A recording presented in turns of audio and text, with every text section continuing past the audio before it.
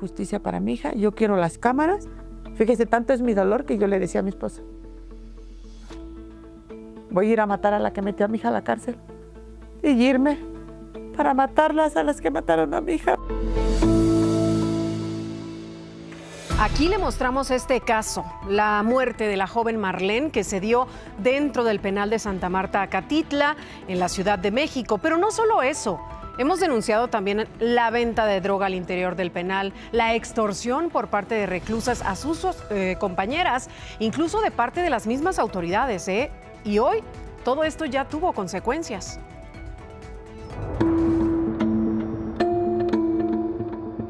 Yo quiero justicia para mi hija, yo quiero las cámaras, que a ella la destituyan de ese penal y ya las que tengan que pagar. Hace 2 meses conocimos en este espacio la historia de Marlene, una joven de 21 años quien fue asesinada dentro del penal de Santa Marta, Acatitla, presuntamente por una de sus compañeras identificada como Wendy Macho. Caso que las autoridades del penal quisieron hacerlo pasar por un suicidio. Me dijo, ya se ahorcó la niña. Ajá. Le dije, ¿cómo crees? ¿Quién te avisó? Y me dijo, Janet, que ya la ahorcaron. Pues yo me puse como loca, ¿no? Y yo le dije, dígame, licenciada, que no es cierto. Tranquila, me dijo, tranquila. Le digo, no, dígame que no es cierto. Me dijo, lamentablemente sí.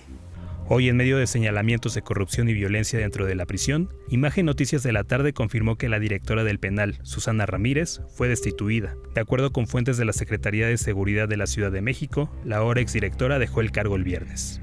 ¿Qué casos de corrupción hubo en su administración? La madre de Marlene contó a Cristal Mendívil que esta exfuncionaria no lo ayudó con el asesinato de su hija.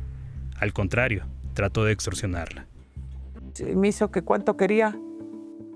La directora. La directora. Ella decía que ella quería llegar a un convenio conmigo. ¿Cómo cree? Ni todo el dinero del mundo me iba a revivir a mi hija. Este no fue el único caso. Aquí le contamos que se habían denunciado otros asesinatos dentro del penal, en los que se señalaba a la directora de encubrirlos. La desvivida es Jocelyn Nava Muñoz, allí en el módulo de las Turquesas. Y ya es la segunda mujer que se desvive dentro del módulo, ahí en el Castigo. Todos señalan a Alexis como la responsable, presuntamente responsable, pero las autoridades la cubren y la protegen. Durante la administración de Susana Ramírez en Santa Marta, también se registraron denuncias de internas y familiares que acusaron el cobro de piso para las mujeres que vendían algún producto al interior como fuente de trabajo. En junio, Imagen Noticias de la Tarde también presentó la venta de droga y medicamentos controlados dentro del penal de Santa Marta. ¿Por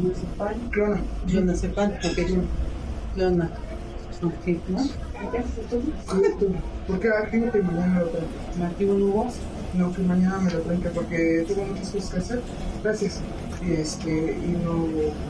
Y no fue por él, pero que ya se lo trajeron, ya no se lo trajeron. La famosa ventanita de Santa Marta que destapó una serie de inconsistencias dentro del penal que dirigía Susana Ramírez. ¿De 100? ¿Te dijo de 100? ¿De 100? Estoy bien poquito, ¿verdad? Y me dijo que es de 2 miligramos. Que cuánto es verdad porque ustedes me fue un poquito más fuerte. La exdirectora dejó un reclusorio donde abundaron las irregularidades, la corrupción y los asesinatos, casos que fueron denunciados en este espacio: la muerte de Marlene, de Jocelyn y la venta de droga. De acuerdo con testigos, al momento de su destitución, Susana Ramírez fue custodiada por personal de seguridad a la entrada del penal de Santa Marta. Hasta el momento no se ha nombrado a otro director, por lo que la jefa de unidad departamental del jurídico, Pamela Holguín, es quien está a cargo de despacho de la dirección. Así iniciamos Imagen Noticias de viernes. Acompáñenos.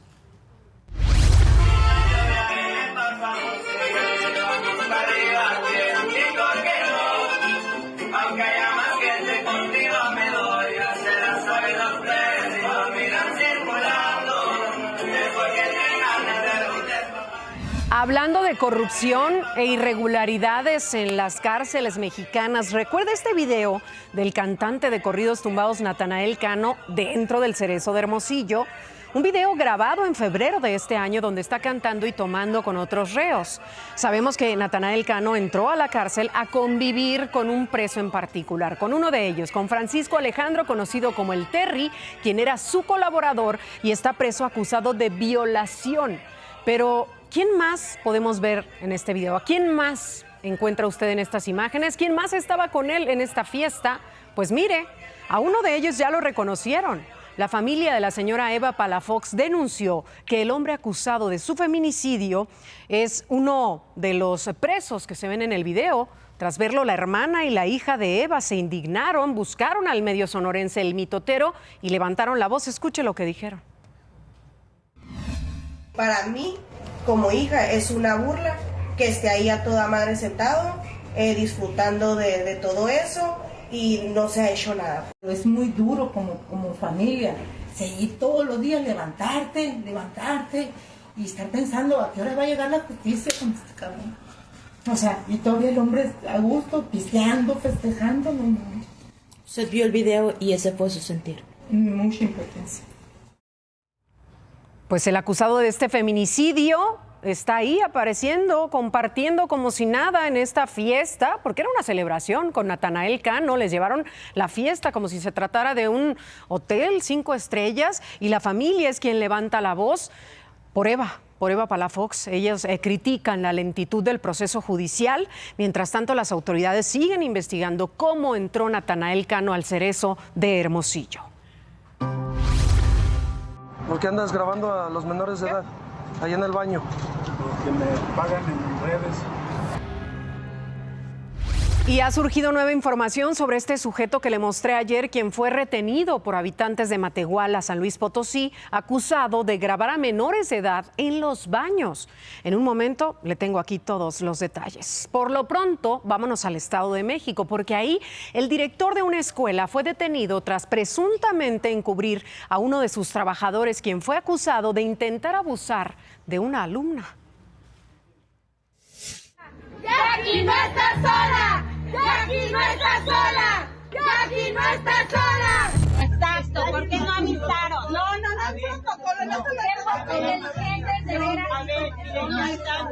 Una denuncia por un presunto abuso sexual en contra de una menor de edad en escuela secundaria Jacinto Ucé de Santos Anec, en Ecatepec de Morelos, ha generado una gran indignación entre los padres de familia.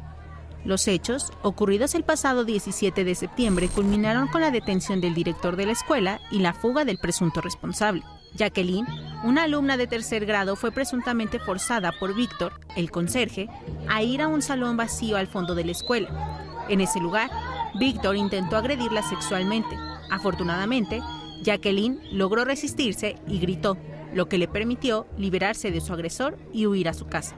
Una vez en su hogar, Jacqueline relató a sus padres lo sucedido. Enojados, los padres acudieron a la escuela para confrontar al conserje. A ellos se unieron decenas de padres de familia que exigían justicia. Sin embargo, el director, identificado como Nicolás, intentó evitar que los padres enfurecidos se acercaran a Víctor. Esta distracción fue aprovechada por el conserje para escapar del lugar. La policía municipal fue notificada de la situación y acudió a la escuela. Al no encontrar al presunto agresor, los agentes detuvieron al director.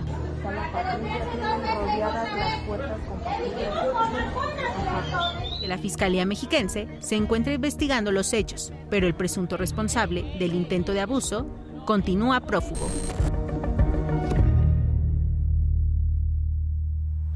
Hasta este momento, la secundaria involucrada no se ha pronunciado tras este incidente y solamente publicó un comunicado en sus redes sobre la suspensión de clases, pero fue eliminado horas después.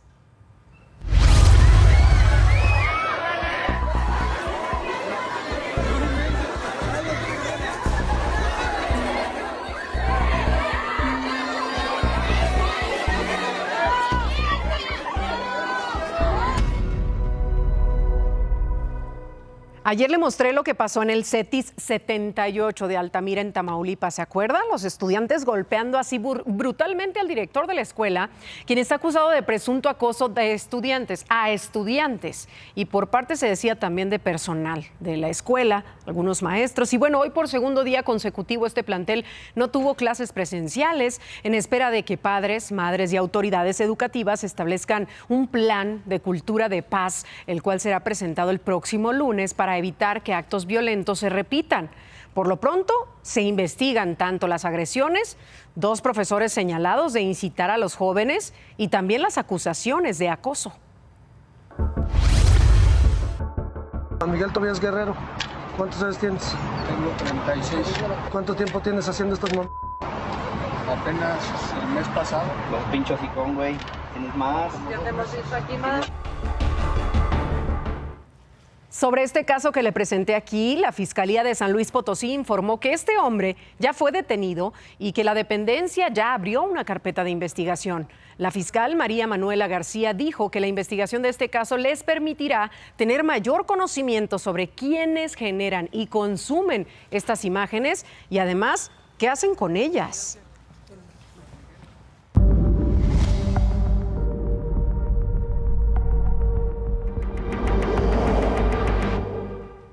Sigue aumentando el número de muertos, lamentablemente, por la explosión de la pipa en Iztapalapa, aquí en la Ciudad de México. Hasta el momento, 25 personas han perdido la vida, mientras que 21 permanecen hospitalizadas y 38 más han sido dados de alta. Y mire, una de las víctimas mortales fue otro estudiante de la Vocacional 7, Giovanni Martínez Llanos, de 17 años. Este jovencito había salido de la escuela y se subió a un microbús para ir a su casa. Ahí fue alcanzado por la explosión. Tenía el 99% del cuerpo quemado. Con él serían al menos 4 los estudiantes que han muerto por esta explosión. José Gabriel Hernández Méndez, que tenía la misma edad que Giovanni, 17. Juan Carlos Sánchez Blas, de 15, que era alumno de primer ingreso, por cierto, y estaba muy contento por haber entrado al Poli. Además de Jorge Islas Flores, de 50 años, maestro de este plantel. Y otra de las víctimas de esta tragedia es Azulet. Ya le he platicado aquí de esta pequeña de 2 años, la que salvó su abuelita de la muerte y que fue llevada al Hospital Shriners de Texas, donde es atendida por las quemaduras que tienen el 25% de su cuerpecito. Médicos confirmaron que ya no está intubada, aunque su estado de salud lo reportan igual, es crítico estable. Mencionaron que su mamá permanece con ella. Y entre las víctimas de esta tragedia hay 2 personas que no han sido identificadas. Autoridades emitieron sus fichas para que familiares los localicen. La primera es una mujer a la que han llamado Giovanna. Su estado es crítico y es atendida en Magdalena de las Salinas. La semana pasada personas acudieron a identificarla, pero no resultó ser quien ellos esperaban. Sus señas particulares son 4 tatuajes. La segunda víctima, por desgracia, falleció. Es Gilberto Aarón o Aarón Gustavo Hernández López, a quien le faltan 5 dientes y no tiene señas particulares.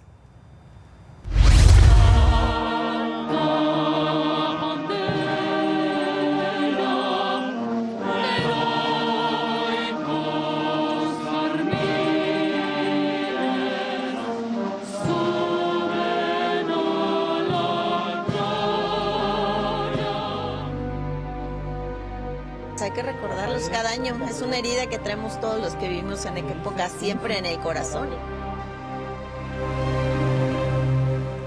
Hoy, hace 40 años ya, México vivió una de las tragedias más grandes de las que se tenga memoria, el sismo de magnitud 8.1 en 1985, en el que alrededor de 7,000 personas murieron.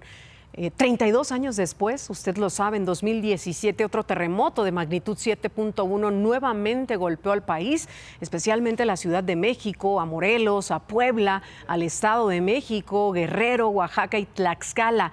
En él murieron 369 personas y hoy la presidenta Sheinbaum conmemoró a las víctimas de ambos terremotos con el izamiento de la bandera a media asta en el Zócalo capitalino. Y mire, en punto de las 12 de la tarde se realizó el simulacro nacional. Aquí en la Ciudad de México y en otros estados de la República sonó la alerta sísmica con un escenario hipotético de un temblor magnitud 8.1 en Lázaro Cárdenas, Michoacán. Millones de personas salieron de las oficinas, de escuelas, de casas también para seguir las instrucciones de voluntarios y elementos de protección civil. Recuerde, es muy importante que todos participemos en estos simulacros y seguir las instrucciones. Somos un país altamente sísmico y prevenir puede salvar vidas. Precisamente, mire, este fue el mensaje que le llegó a alrededor de 80 millones de teléfonos celulares en todo el país por parte del gobierno mexicano, advirtiendo que se trataba de un simulacro y que se enviaba para probar la funcionalidad del Sistema Nacional de Alertas del gobierno federal. Además, los teléfonos vibraron muy fuerte, también sonaron. ¿A usted le llegó la alerta? Cuéntenos en redes sociales, estamos esperando su opinión y su comentario.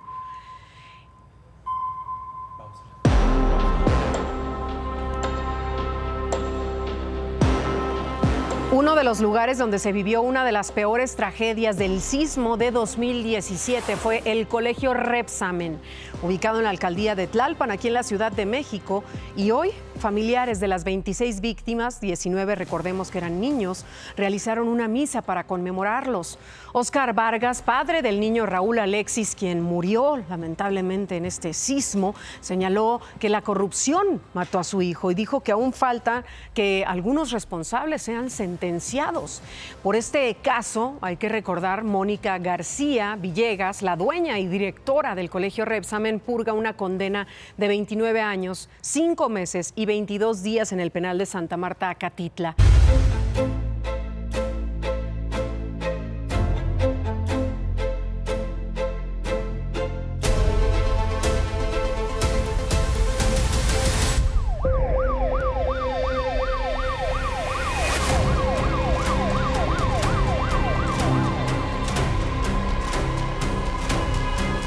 Probable participación en el delito de asociación delictuosa, extorsión y secuestro express. Sí. A las 11 de la noche con 7 minutos fue ingresado al penal del Altiplano Hernán Bermúdez Requena, unas 30 horas después de haber salido de Paraguay, de donde fue expulsado. Fue trasladado en un vehículo blindado desde el aeropuerto de Toluca al penal y fue escoltado por unas 15 unidades de la Fiscalía General de la República, el Ejército y la Marina. Se le cumplimentó una orden de aprehensión del fuero común por extorsión, secuestro express y asociación delictuosa. Está pendiente que cumplimenten la orden por delincuencia organizada. Se espera que su primera audiencia sea de forma virtual por las acusaciones de la Fiscalía de Tabasco. Estaremos muy pendientes. Y temprano le preguntaron a la presidenta Claudia Sheinbaum sobre las supuestas declaraciones de un testigo sobre la presunta negociación del exsecretario de Seguridad, Hernán Bermúdez, con líderes del narcotráfico para evitar disturbios en la elección del 2018, donde resultó ganador Adán Augusto López. ¿Qué dijo la presidenta? Escuche. La Fiscalía tiene que hacer sus investigaciones. Si la Fiscalía nos dice o establece que hay algún cargo contra el senador, la situación es distinta. Hasta ahora no hay nada que haya dicho la Fiscalía. No hay nada en este momento que lo incrimine. La presidenta Sheinbaum dijo que la Fiscalía General de la República debe determinar si la declaración de ese testigo es suficiente para llamar a declarar al senador Adán Augusto López.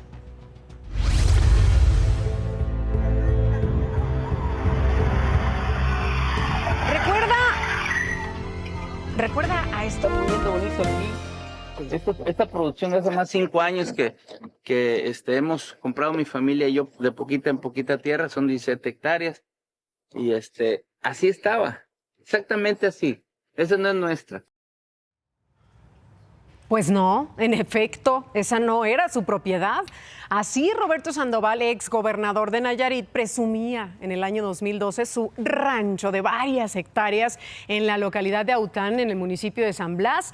Y ayer la Fiscalía del Estado señaló que el exfuncionario, prófugo en 2020 y capturado en 2021, fue sentenciado a 7 años de cárcel por el delito de falsificación de documentos. Agregó que, de acuerdo con las investigaciones, Sandoval utilizó un documento apócrifo para para apropiarse de un inmueble en San Blas.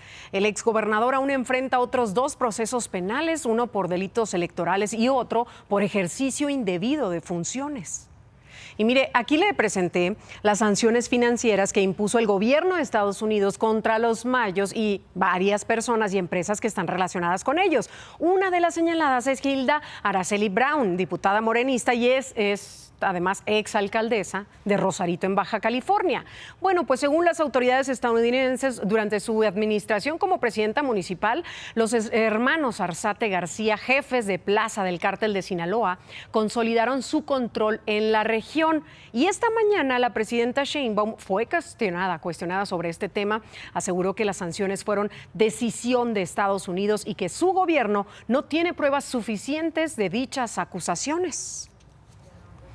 Y queremos solicitar su apoyo en este momento para el señor Daniel Charles Armengol Kelly. Necesita donadores de sangre tipo A u O negativo. Si usted puede donar, por favor, comuníquese al teléfono que está apareciendo en estos momentos en su pantalla. Vamos a una pausa comercial, es muy breve, y regresando, Adri Treviño estará aquí con nosotros y platicaremos de Cereza, la perrita embarazada que sobrevivió a la explosión de la pipa ahí en el Puente de la Concordia. Quédese. Ya son las 2:30 de la tarde y de esto también debe enterarse. En Baja California detuvieron a Daniel, acusado de abusar sexualmente de una menor de 14 años en la alcaldía Xochimilco. El sujeto fue trasladado a la Ciudad de México, donde un juez lo vinculó a proceso por el delito de corrupción de personas. Mientras que en Tamaulipas, autoridades federales y estatales aseguraron en el municipio de Jaumabe un arsenal utilizado por grupos delincuenciales, además de 8 vehículos, 2 de ellos con blindaje artesanal. Esto tras operativos realizados como parte de la lucha contra el crimen organizado.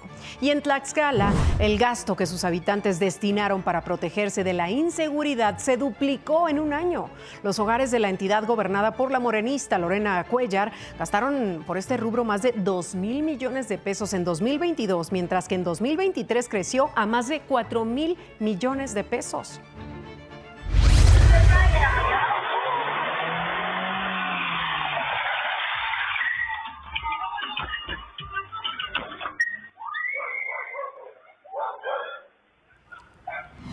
Hace unos días le presenté este caso que sucedió en Aguascalientes, en el que estos jovencitos fueron captados así, simulando un intento de secuestro en contra de estas 2 niñas que estaban ahí tranquilamente pasando el rato en la calle. Esto lo hicieron como parte de una bromita que ellos mismos reconocieron tras viralizarse el momento. Las autoridades locales determinaron realizar estudios para identificar qué fue lo que motivó a estos 5 jóvenes a realizar estas acciones y determinar el tipo de servicio comunitario que podrán realizar como parte de su sanción. El director de Juzgados Cívicos, quien lleva este caso, informó que podría determinar enviarlos, por ejemplo, a terapia en un centro de integración juvenil, dependiendo de los resultados de este análisis psicológico. Adriana Treviño ya está lista con nosotros. Otra vez, lluvias en el norte. Cuéntanos, Adri. Así es, mi querida Cris, amigos de Imagen, ahora le tocó a Mexicali, Baja California. Ayer por la tarde, una tormenta eléctrica dejó a su paso inundaciones y caos vial. Además, se reportaron apagones en varias zonas de la ciudad. Autoridades tardaron varias horas en restablecer el servicio eléctrico. También se registró la caída de ramas, árboles y cables. Y las lluvias van a continuar. Las más intensas para este día se esperan en Oaxaca, Chiapas, Tabasco y Veracruz. Pero también habrá lluvias fuertes sobre Durango, Jalisco, Michoacán, Guerrero y Campeche, así que mucha precaución. Y tenemos un nuevo reporte de Cereza, la perrita embarazada que sobrevivió a la explosión en el Puente de la Concordia. Ella se recupera favorablemente de su primera cirugía reconstructiva, pero respecto a sus cachorros no hay buenas noticias. Solo sobrevive uno de los 5 que tuvo. Además, ella sufre de estrés postraumático y por las noches despierta asustada. Sigue bajo cuidados especiales en el refugio Huellitas Amor Sin Fronteras.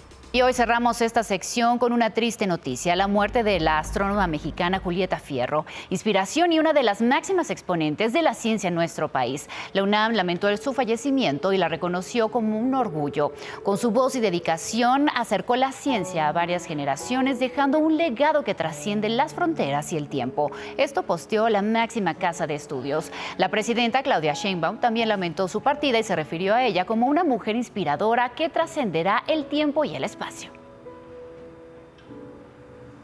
Julieta tenía 77 años y más de una vez dijo que lo que más disfrutaba en la vida era hablar del universo, pero también fue miembro de la Academia Mexicana de la Lengua y una impulsora de las mujeres para estudiar ciencias. Vuela hasta las estrellas, Julieta. Hasta aquí la información de nuestro planeta, mi querida Cris. Regresamos contigo. Gracias, querida Adri. Y más adelante, de broma a tragedia, le tengo la historia de Papayita, un hombre trabajador, víctima de acoso laboral en Torreón, Coahuila. ¿Qué historia? Regresaremos con esto y con mucho más. Antes de la pausa comercial, desde este espacio informativo, quienes formamos parte de Grupo Imagen, también nos unimos a la pena que embarga a nuestro compañero Salvador Zaragoza Andrade por el sensible fallecimiento de su mamá, la señora Rosa María Andrade Azamar. Nuestro más sentido pésame, Chava. Este es un caso de acoso laboral que terminó en tragedia. Sucedió en Torreón, Coahuila. Sandra Gómez, tú estás ahí. Cuéntanos. Buena tarde. Hola, ¿qué tal, Cristal? Muy buenas tardes. Te saludo con muchísimo gusto desde el ejido La Concha, municipio de Torreón, Coahuila, en donde en estos momentos están velando los restos de Carlos Gurrola, de 47 años de edad, y que, bueno, lamentablemente fue víctima de bullying laboral por parte de algunos de sus compañeros, quienes uno de ellos introdujo en su bebida algunos químicos. Estuvo casi más de 40 días hospitalizado en el Seguro Social, la número 71, y pues bueno, lamentablemente el día de ayer por la tarde pues falleció. Nos encontramos aquí en este lugar, en la vivienda en donde él vivía con sus padres, y bueno, familiares y amigos están dándole el último adiós. Tuvimos la oportunidad de entrevistar a Karina Gurrola, hermana de la víctima, y esto fue lo que dio a conocer al respecto. Pues nomás nos decía que le robaban su lonche, que le ponchaban su bici, incluso le robaron una bicicleta, le robaron un celular, le hicieron mucha maldad. No se merecía eso, mi hermano. No se merecía eso. Yo lo que pido a las autoridades es que se haga justicia. Yo sé que no le van a devolver la vida a mi hermano, pero que esto no quede así, porque mi hermano sufre mucho. Sufre mucho. Bien, hasta aquí mi reporte. Regreso micrófonos al estudio. Muy buenas tardes. Buenas tardes, Sandra. Quisiéramos pensar que ante el desconocimiento del daño que podía provocar esta sustancia, les pareció gracioso hacer esta otra broma pesadísima después de una serie de bromas que le venían haciendo.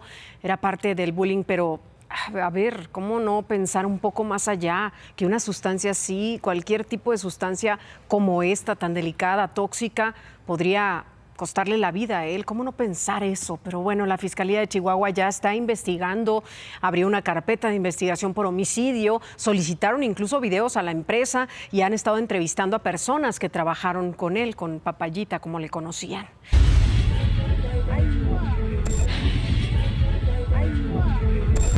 Pues, no nos piden grabar. Hoy es la audiencia pública por la muerte de 2 fotoperiodistas ocurrida en abril tras una negligencia en el Festival Ceremonia aquí en la Ciudad de México.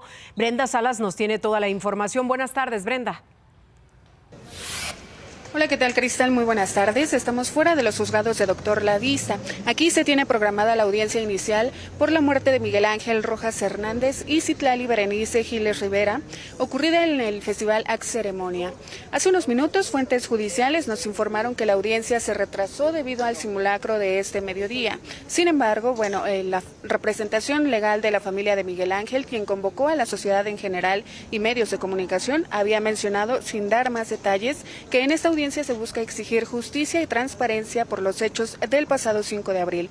Por la parte de la familia de Berenice, su padre Raúl Giles ayer compartió un mensaje dirigido a la presidenta Claudia Sheinbaum, en el que mencionó que su familia ha enfrentado indiferencia, omisiones y encubrimiento por parte de la Fiscalía Capitalina y que pese a sus pruebas continúan protegiendo a 2 empresas encargadas de la organización y seguridad del festival. El señor Raúl Giles le solicitó a la presidenta Claudia Sheinbaum una audiencia personal, así como su intervención para garantizar que en este caso se actúe conforme a derecho. Estaremos pendientes de lo que ocurra en esta audiencia. La información al momento, Cristal. Muy buenas tardes. Muchísimas gracias, Brenda. Buenas tardes también para ti. Iram Hurtado, cuéntanos de qué hablan las redes el día de hoy, a fin de semana, Iram. Gracias, Cris. ¿Qué tal? ¿Cómo están? Excelente viernes, ya fin de semana. Pues sí, vámonos rápidamente con las historias que les tenemos preparadas para el día de hoy. Tienen que ver estas imágenes porque se armó la verdadera campal. Estas personas se dieron con todo, hasta con el casco de una moto.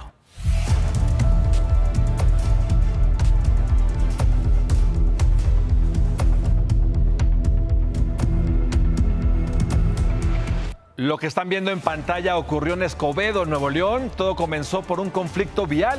Los conductores de este automóvil y los de la moto descendieron de sus vehículos y protagonizaron esta pelea en plena avenida Sendero. Hombres contra mujeres se dieron con todo. Curiosamente, en esta ocasión, la policía sí intervino y al final los 4 involucrados fueron detenidos. Vamos a dejar Nuevo León por un momento y ahora vean este video. A este hombre definitivamente no le tocaba.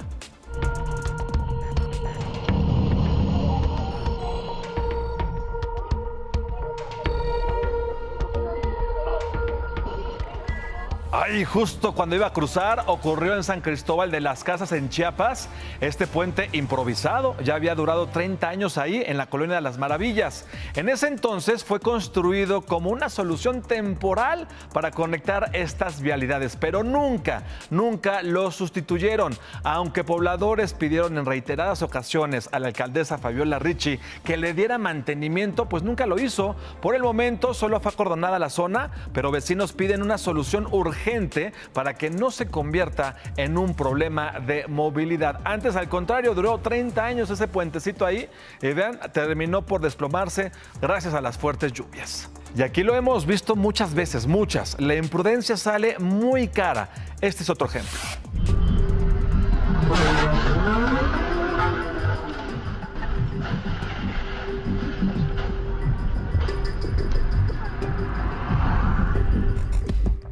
Pues le calculó mal. Para empezar, este motociclista invadió el carril exclusivo del trolebús que circula en sentido contrario. Luego, cuando quiso incorporarse al otro carril, no calculó bien y golpeó el retrovisor del auto que llevaba la cámara. Esto hizo que perdiera el control, pegara contra una guarnición y finalmente terminara derrapando sobre el asfalto, como lo estamos viendo.